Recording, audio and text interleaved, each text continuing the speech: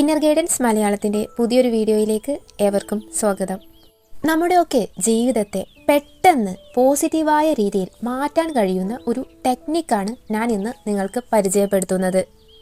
നമ്മുടെയൊക്കെ ജീവിതത്തെ തന്നെ മാറ്റാൻ കഴിവുള്ള ഈ ഒരു ടെക്നിക്ക് നിങ്ങളിലേക്ക് ഷെയർ ചെയ്യുന്നതിന് തൊട്ടു മുമ്പായി ഞാൻ ഇനി പറയുന്ന കാര്യങ്ങൾ നിങ്ങൾ പൂർണ്ണ മനസ്സോടെ കേൾക്കണം. നിങ്ങളെല്ലാം ഒന്ന് ആലോചിച്ച് നോക്കൂ. നിങ്ങളെല്ലാം ആഗ്രഹിക്കുന്നത് പോലെ സ്നേഹം, സമ്പത്ത്, വിജയം, മനഃശാന്തി തുടങ്ങിയവ നിങ്ങൾക്കായി എപ്പോഴെങ്കിലും ലഭ്യമായിട്ടുണ്ടോ? ഇല്ലെങ്കിൽ ഇതെല്ലാം ലഭ്യമാക്കുന്നതിനായി 99% ആളുകളും ഉപയോഗപ്പെടുത്താതെ പോകുന്ന ഒരു കാര്യമുണ്ട്. അത്തരം ആളുകളെല്ലാം അവരുടെ മനസ്സിൻ്റെ അജ്ഞാതമായുള്ള ഒരു അവസ്ഥയിൽ കുടുങ്ങിക്കിടക്കുകയാണ്. അത്തരമൊരു അവസ്ഥയിൽ കുടുങ്ങിക്കിടക്കുന്ന കാലത്തോളം നമുക്കാർക്കും നമ്മുടെ മനസ്സിൻ്റെ ശക്തിയെ ഉണർത്താൻ കഴിയില്ല. ജീവിതത്തിൽ ഈ ഒരു അവസ്ഥയിൽ തുടരുന്നവരാണ് നിങ്ങളെങ്കിൽ ഞാൻ ഇനി പറയുന്ന കാര്യങ്ങൾ നിങ്ങൾക്ക് ഏവർക്കും ഉപകാരപ്പെടും എന്ന് പ്രതീക്ഷിക്കുന്നു. വളരെ ലളിതവും ശക്തവുമായ ഒരു ടെക്നിക്കാണ് ഞാൻ ഇന്ന് നിങ്ങളോട് ഷെയർ ചെയ്യുന്നത്. ഈ ഒരു ടെക്നിക്കിൻ്റെ പ്രത്യേകത എന്തെന്ന് വെച്ചാൽ വളരെ വേഗത്തിൽ തന്നെ നമ്മളെ റിയാലിറ്റീനെ മാറ്റാൻ സാധിക്കും. ആദ്യം തന്നെ ഈ ടെക്നിക്ക് എത്രമാത്രം ഫലപ്രദമാണെന്ന് മനസ്സിലാക്കാൻ വേണ്ടി നമ്മൾ മനസ്സിനെ കുറിച്ച് മനസ്സിലാക്കുന്ന രീതി മാറ്റിമറിച്ച ജോസ് സിൽവയെ പരിചയപ്പെടാം. നമ്മൾ 1940കളിലേക്ക് തിരിഞ്ഞു നോക്കുമ്പോൾ ഈ ജോസ് സിൽവ ഒരു മനഃശാസ്ത്രജ്ഞനോ ആധ്യാത്മികനോ ആയിരുന്നില്ല. പകരം മനുഷ്യ മനസ്സിനെ കുറിച്ചറിയാൻ വളരെയധികം ആകാംക്ഷയുള്ള ഒരാളായിരുന്നു. അദ്ദേഹം വർഷങ്ങളോളം ഗവേഷണം നടത്തിയ ശേഷം മനുഷ്യ മനസ്സിൻ്റെ മറഞ്ഞിരിക്കുന്ന ഒരു അവസ്ഥയെ അദ്ദേഹം കണ്ടെത്തി. ആ അവസ്ഥക്ക് അല്ലെങ്കിൽ ആ സ്റ്റേറ്റിന് അദ്ദേഹം ആൽഫ സ്റ്റേറ്റ് എന്ന് പേരും നൽകി. അദ്ദേഹത്തിൻ്റെ ഗവേഷണം തുടർന്നുകൊണ്ടിരുന്നപ്പോൾ അദ്ദേഹം മറ്റൊരു സ്റ്റേറ്റ് കൂടെ കണ്ടെത്തി. ആ സ്റ്റേറ്റിനെ അദ്ദേഹം തിയേറ്റർ സ്റ്റേറ്റ് എന്ന് വിളിച്ചു.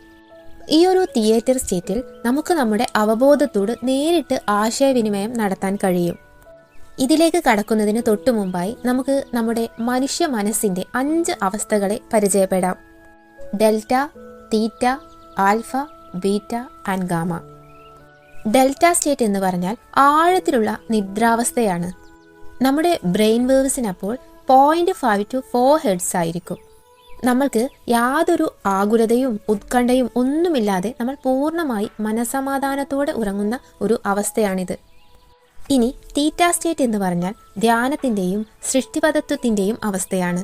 ഇവിടെ നമ്മുടെ ബ്രെയിൻ വേവ്സ് 4 to 8 ഹെർട്സ് റേഞ്ചിലായിരിക്കും. ഈ ഒരു സ്റ്റേറ്റ് ആഴത്തിലുള്ള ധ്യാനത്തിലോ ആകസ്മികമായ അത്ഭുത ഭാവത്തിലോ നമുക്ക് അനുഭവപ്പെടും. ഈ ഒരു തീറ്റ സ്റ്റേറ്റിനെയാണ് ജോസ് സിൽവ തിയേറ്റർ സ്റ്റേറ്റ് എന്ന് വിളിച്ചത്. ഇനി ആൽഫ സ്റ്റേറ്റ് എന്ന് പറഞ്ഞാൽ മനസ്സിലാക്കലിൻ്റെയും ശാന്തതയുടെയും അവസ്ഥയാണ്. ഇവിടെ നമ്മുടെ ബ്രെയിൻ വേവ്സ് 8 to 14 ഹെർട്സ് ആണ്. നമ്മുടെ ശാന്തമായ മനസ്സിൻ്റെ അവസ്ഥയാണിത്. സൂക്ഷ്മധ്യാനം, ദൃഷ്ടാന്തങ്ങൾ, സാവകാശ ചിന്ത എന്നിവയ്ക്ക് അനുയോജ്യമായ സ്റ്റേറ്റ്. ഈ ഒരു അവസ്ഥയിലാണ് മനുഷ്യൻ തൻ്റെ പുതിയ ആശയങ്ങൾ എളുപ്പത്തിൽ സ്വീകരിക്കുകയും മനസ്സിൻ്റെ ഇരുണ്ടതകളും ഭയങ്ങളും മറികടക്കാൻ സാധിക്കുകയും ചെയ്യുന്നത്. ബീറ്റ സ്റ്റേറ്റ് എന്ന് പറഞ്ഞാൽ ജാഗ്രതയുടെയും തന്ത്രപ്രയോഗത്തിൻ്റെയും അവസ്ഥ. ഈ സ്റ്റേറ്റിൽ നമ്മുടെ ബ്രെയിൻ വേവ്സ് 14 to 30 ഹെർട്സ് വരെ ആയിരിക്കും. നമ്മുടെയൊക്കെ ദൈനംദിന പ്രവർത്തനങ്ങളും ചിന്തകളും ആലോചനകളും നടക്കുന്ന അവസ്ഥയാണിത്. നമ്മുടെയൊക്കെ അമിതമായ ചിന്തയും ഉത്കണ്ഠയും ഈ ഒരു സ്റ്റേറ്റിനെ അതിപ്രചോദിതമാക്കുകയും അത് നമുക്ക് സമ്മർദ്ദം, ആശങ്ക എന്നിവയ്ക്ക് കാരണമാക്കപ്പെടുകയും ചെയ്യും. ഇനി 5ാമതായി ഗാമ സ്റ്റേറ്റ് എന്ന് പറഞ്ഞാൽ ആന്തരിക ബോധവൽക്കരണത്തിൻ്റെ അവസ്ഥ. ഇവിടെ നമ്മുടെ ബ്രെയിൻ വേവ്സ് 30 ഹെർട്സിൽ കൂടുതലായിരിക്കും. നമുക്ക് അതീവ ഉണർവുള്ള ഒരു അവസ്ഥയാണിത്.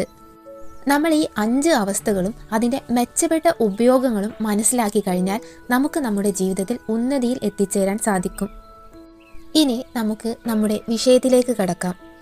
അങ്ങനെ ജോസ് സിൽവ തൻ്റെ ഗവേഷണം തുടർന്നപ്പോൾ അദ്ദേഹം അടുത്തതായി ഒരു സ്റ്റേറ്റ് കൂടെ കണ്ടെത്തി. തീറ്റ സ്റ്റേറ്റ് എന്ന് വിളിക്കുന്ന തിയേറ്റർ സ്റ്റേറ്റ്. ഈ ഒരു തിയേറ്റർ സ്റ്റേറ്റിൽ നമുക്ക് നമ്മുടെ അവബോധത്തോട് നേരിട്ട് ആശയവിനിമയം നടത്താൻ സാധിക്കും.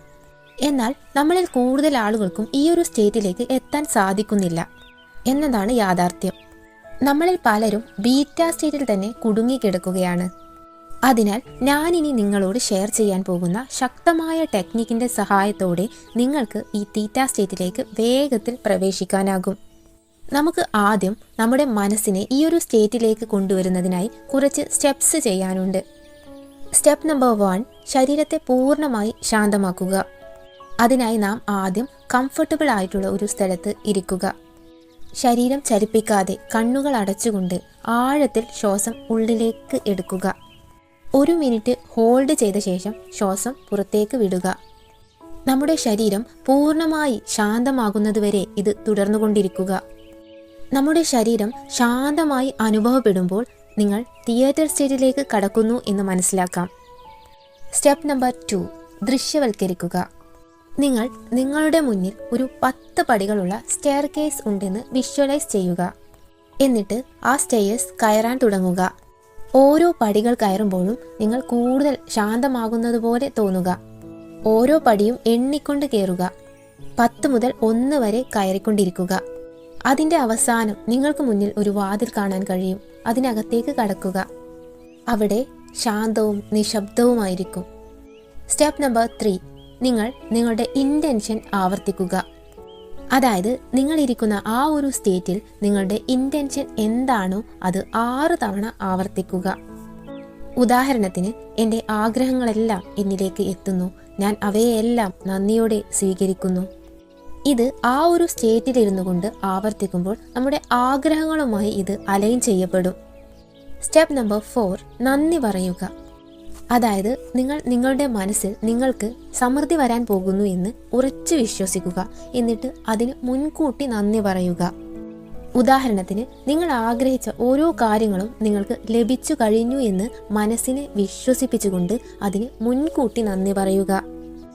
ഈ ഒരു ടെക്നിക് തുടർച്ചയായി ചെയ്യുന്നതിലൂടെ നമുക്ക് നമ്മുടെ ജീവിതത്തിൻ്റെ നിലവിലെ അവസ്ഥയിൽ മാറ്റം വരുത്താൻ സാധിക്കും. നിങ്ങൾക്ക് എന്താണോ വേണ്ടത് അത് ആഗ്രഹിക്കുക. അത് ഓൾറെഡി ലഭിച്ചു കഴിഞ്ഞെന്ന് വിശ്വസിക്കുക. എന്നിട്ട് അതിന് നന്ദി പറയുക. നമ്മളൊക്കെ എപ്പോഴാണോ നമ്മുടെ മനോനിലയെ മാറ്റുന്നത്, അപ്പോൾ മുതൽ നമ്മുടെ യാഥാർത്ഥ്യവും മാറും. ഇവിടെ മുതലാണ് നമ്മുടെ ജീവിതത്തിൻ്റെ മാറ്റം തുടരുന്നത്. നന്ദി.